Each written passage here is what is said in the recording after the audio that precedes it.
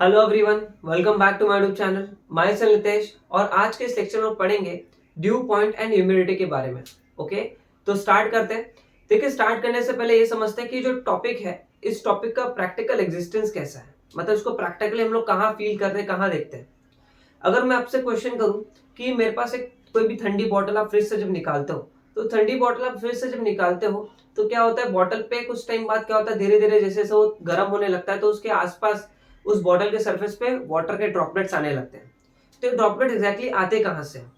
अभी आप कहोगे कि बॉटल के अंदर जो पानी है उसके अंदर से है, तो ऐसा नहीं है। तो ये पानी आया कहाँ से? हमारे बॉडी के अंदर पोर्स होते तो पसीने के रूप में, स्वेटिंग के रूप में बाहर आते हैं पोर्स के हेल्प से। बट बॉटल में ऐसा कोई पोर्स नहीं होता। ठीक है। या फिर कई बार आपने विंटर सीजन में देखा होगा कि जब एरोप्लेन ऊपर से जाता है, ठीक है, तो कुछ टाइम तक उसके जो पीछे क्लाउड्स फॉर्म हुए रहते हैं, तो क्लाउड्स बहुत समय तक रह जाते हैं। तो उसके पीछे का क्या रीजन है? या फिर ठंडी में आपने कभी देखा होगा कि विंटर सीजन में कि बहुत ही आपका स्किन ड्राई होता है, लेकिन गर्मी में ऐसा नहीं होता, आपको बहुत ज्यादा स्वेटिंग होती है। तो इसके पीछे का सब रीजन क्या है? तो आज के लेक्चर से आपको क्लियर हो जाएगा कि ये सब चीजों के पीछे रीजन क्या है एग्जैक्टली। तो ड्यू पॉइंट और ह्यूमिडिटी से आपको बहुत ही अच्छे से क्लियर होने वाला है कि ये सब चीजों के पीछे एग्जैक्ट रीजन क्या है। ओके, तो अब स्टार्ट करते हैं। देखिए, ह्यूमिडिटी को समझने से पहले सबसे पहले देखते हैं कि हमारे एटमॉस्फेयर में बहुत सारा वाटर वेपर है, लेकिन एग्जैक्टली ये वाटर वेपर आया कहाँ से? देखिए, हमारा अर्थ जो है उस पर 70% से भी ज्यादा क्या है, वाटर है। अप्रोक्सीमेटली 71% क्या है, वाटर है, और रेस्ट 29% क्या है, लैंड है।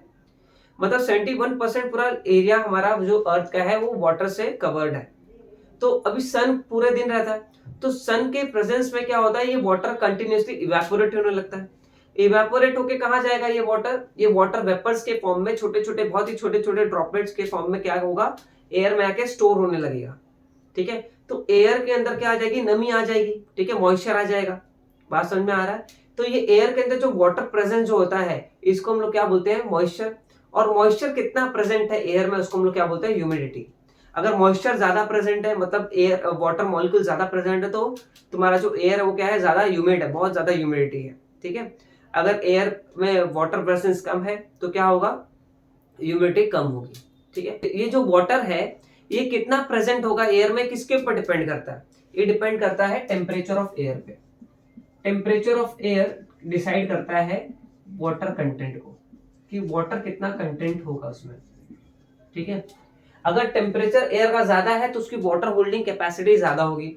अगर टेम्परेचर कम है एयर का तो वाटर होल्डिंग कैपेसिटी क्या होगी, कम होगी। ठीक है। अब उसके बाद देखते हैं कि ड्यू पॉइंट टेम्परेचर क्या होता है, या फिर ड्यू पॉइंट क्या होता है। देखिए, मान लेते हैं कोई अनसैचुरेटेड एयर है। ठीक है।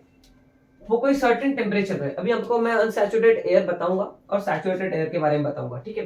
कोई सर्टेन टेम्परेचर पे है और उसका टेम्परेचर क्या हो रहा है, डिक्रीज हो रहा है। Temperature is reached at which the air gets saturated with vapor. This is called dew point temperature. अभी आपको कुछ नहीं समझा होगा, देखते हैं समझने के लिए। यहाँ पे मान लेते हैं बस कोई एयर का एक वॉल्यूम है, इस वॉल्यूम में कुछ ना कुछ एयर है। ठीक है, इस बॉक्स में एयर है।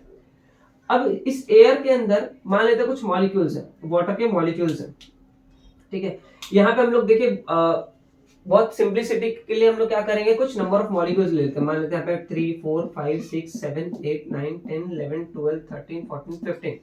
ये क्या है, छोटे छोटे वाटर के वेपर्स हैं एयर में। ठीक है। और ये आसपास पूरी एयर है। और इस एयर का जो टेम्परेचर है वो मान लेते हैं 20 डिग्री सेल्सियस या फिर 30 degree Celsius.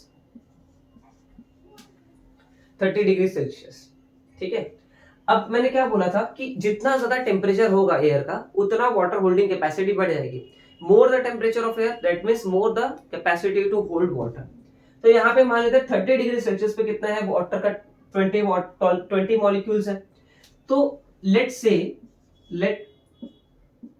Eight 30 degree Celsius, अगर 30 डिग्री सेल्सियस पे एयर में कैपेसिटी है 20 मॉलिक्यूल्स की, कितनी है, 20 मॉलिक्यूल्स की।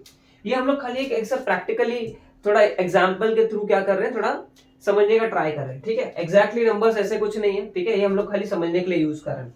मान लेते हैं कि 30 डिग्री सेल्सियस पे अगर एयर 30 डिग्री सेल्सियस का होगा तो कितने मॉलिक्यूल्स होल्ड कर सकता है, 20 मॉलिक्यूल्स ऑफ वाटर। ठीक है। अब यहाँ पे टेम्परेचर कितना है, 30 डिग्री, और मॉलिक्यूल्स कितने हैं, 15। ये कितने हैं, 15 मॉलिक्यूल्स हैं। तो ये क्या मैं इनकम्प्लीट बोल सकता हूँ, मतलब ये जो एयर है ये क्या है, इनकम्प्लीट है। इनकम्प्लीट नंबर ऑफ मॉलिक्यूल्स है। समझ में आ रहा है कि यहाँ पे नंबर ऑफ मॉलिक्यूल जो होने चाहिए वो है नहीं, तो मैं इसको क्या बोल रहा हूँ, इनकम्प्लीट। और इनकम्प्लीट को हम लोग यहाँ पे क्या बोल रहे हैं, अनसैचुरेटेड एयर। ये क्या हो जाएगा, अनसैचुरेटेड एयर। अनसैचुरेटेड एयर, समझ में आया। तो अनसैचुरेटेड एयर मतलब क्या, ऐसा एयर जिसमें जो रिक्वायर्ड मॉलिक्यूल्स है उस रिक्वायर्ड मॉलिक्यूल से कम नंबर ऑफ मॉलिक्यूल्स प्रेजेंट है। कौन से मॉलिक्यूल्स, वाटर मॉलिक्यूल्स। ठीक है, तो ऐसे एयर को हम लोग क्या बोलते हैं, अनसैचुरेटेड एयर। सैचुरेटेड एयर मतलब क्या होगा, जहां पे रिक्वायर्ड नंबर ऑफ मॉलिक्यूल्स क्या है, कंप्लीट है। मान लेते हैं यहाँ पे इस टेम्परेचर पे 20 मॉलिक्यूल्स है और यहाँ पे 20 मॉलिक्यूल्स है वाटर के, तो ये क्या हो जाएगा, सैचुरेटेड एयर हो जाएगा।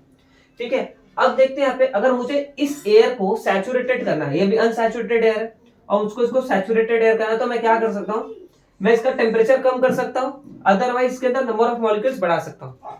देखिए नंबर ऑफ मॉलिक्यूल्स ऐसा नहीं कि मैंने पानी लिया हाथ में और ऐसे उड़ा दिया तो नंबर ऑफ मॉलिक्यूल्स एयर में बढ़ जाएंगे। ठीक है, ऐसा नहीं होता। तो यहाँ पे अगर मैं क्या कर सकता हूँ, टेम्परेचर कम कर सकता हूँ। अब आप बोलोगे आप हवा का या फिर सराउंडिंग का टेम्परेचर कैसे कम करोगे, क्योंकि मुझे कम करने की जरूरत है, नेचर अपने आप खुद कम करता है टेम्परेचर को। ठीक है, जैसे सुबह ठंड होती है, दोपहर में गर्मी होती है, वापस शाम को क्या होती है, गर्मी हो जाती, शाम में क्या होती है, धीरे धीरे टेम्परेचर कम होता है और वापस से क्लाइमेट ठंडा होने लगता है। ठीक है, तो अभी मान लेते हैं दोपहर का टाइम है, तो जैसे से टाइम के साथ साथ क्या होगा, ये कूल डाउन होते रहेगा। ठीक है, ये कूल डाउन होके मान लेते हैं कितने डिग्री सेल्सियस पे आ गया, 20 डिग्री सेल्सियस पे आ गया। ठीक है, एक्चुअल में इतना ज्यादा डिफरेंस नहीं होता, लेकिन अज्यूम करते हैं 20 डिग्री सेल्सियस पे आ गया।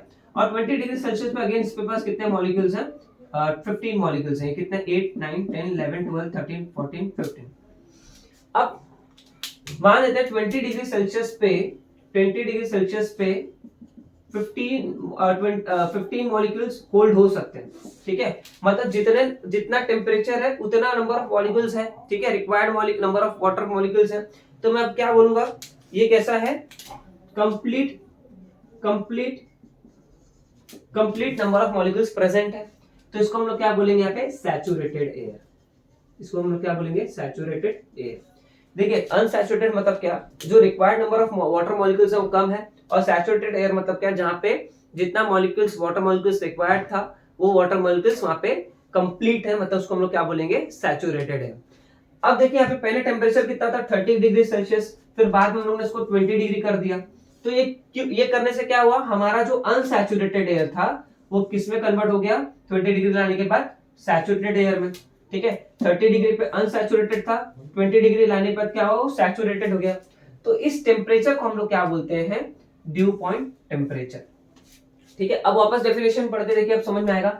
Suppose unsaturated air at certain temperature is taken and temperature is decreased a temperature is reached at which the air becomes saturated with vapor, with what, water vapors. This temperature is called dew point temperature.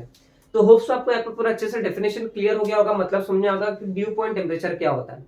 ठीक है, अब इसके बाद हम लोग देखते हैं कि ह्यूमिडिटी जो होती है इसको हम लोग कैलकुलेट कैसे कर सकते हैं, कि एटमॉस्फेयर में कितनी ह्यूमिडिटी है, इसको कैलकुलेट कैसे करना चाहिए।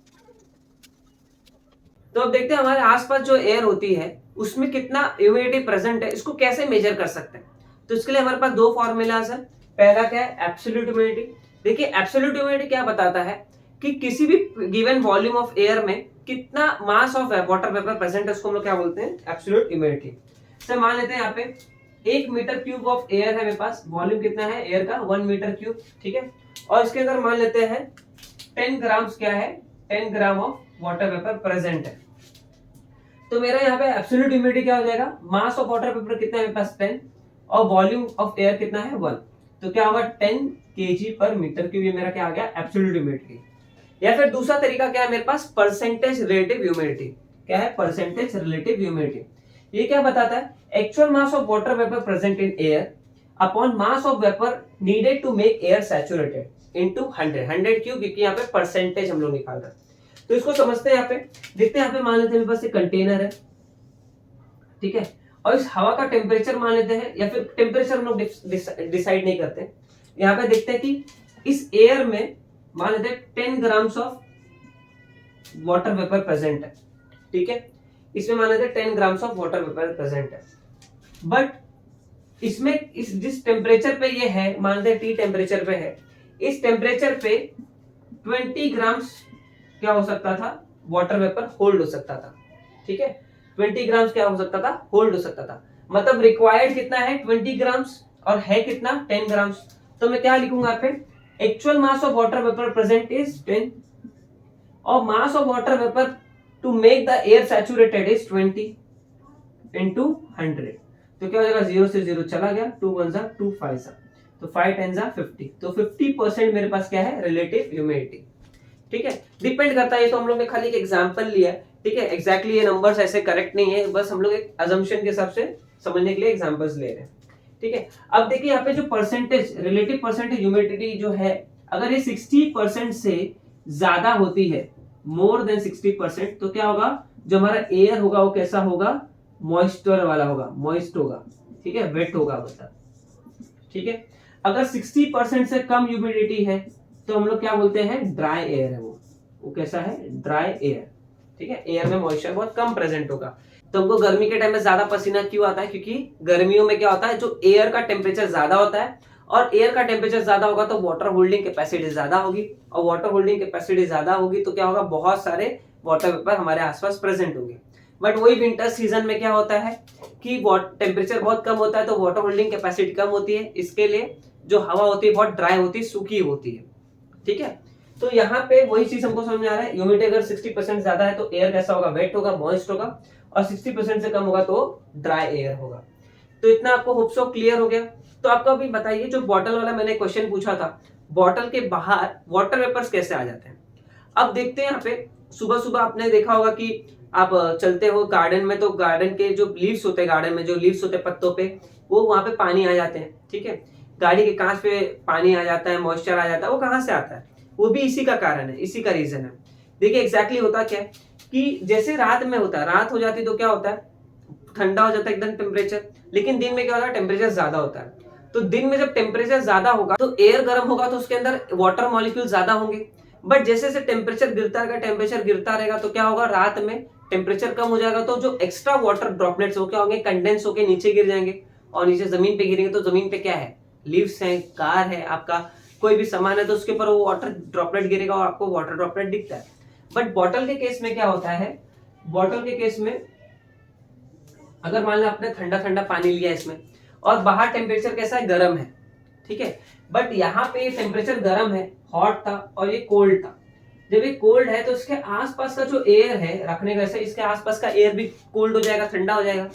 तो यहाँ पे जो एयर मॉलिक्यूल्स होंगे, ठंडी हवा में जो एयर मॉलिक्यूल्स होंगे वो क्या हो जाएंगे, धीरे धीरे वहां के एयर ठंडे हो जाएंगे, और ठंडे होने की वजह से क्या होगा, जो एक्स्ट्रा वाटर वेपर वो कंडेंस हो जाएगा, और कंडेंस होकर कहाँ गिरेगा, सरफेस पे गिरेगा। आइदर जो इसके पास पास होंगे वो यहाँ पे बॉटल पे आके चिपक जाएंगे। तो इसके लिए आपको वाटर वेपर्स दिखते हैं बॉटल के बाहर। ठीक है, तो होप्स आपको पूरा कॉन्सेप्ट बहुत ही अच्छे से समझ में आया होगा। तो वीडियो अच्छा लगा हो तो वीडियो को लाइक करना, अपने फ्रेंड्स के साथ जरूर शेयर करना। मिलते हैं नेक्स्ट वीडियो में। Thank you so much for watching.